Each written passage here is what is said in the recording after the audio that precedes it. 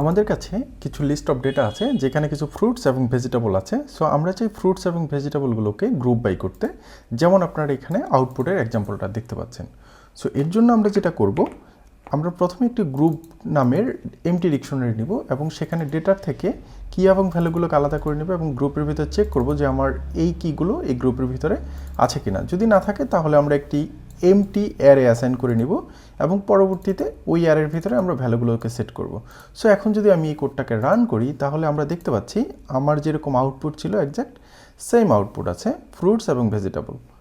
So এই প্রসেসটাকে আমরা আরও সিম্পলিফাই করতে পারি একটি ডিফারেন্ট অ্যাপ্রোচে, সেটা হলো কালেকশন মডিউল থেকে ডিফল্ট ডিক্ট। সো ডিফল্ট ডিক্ট যেটা করবে সে হচ্ছে কোনো ভ্যালুকে মিসিং থাকলে সেখানে সে এমটি অ্যারে অ্যাসাইন করে দেবে।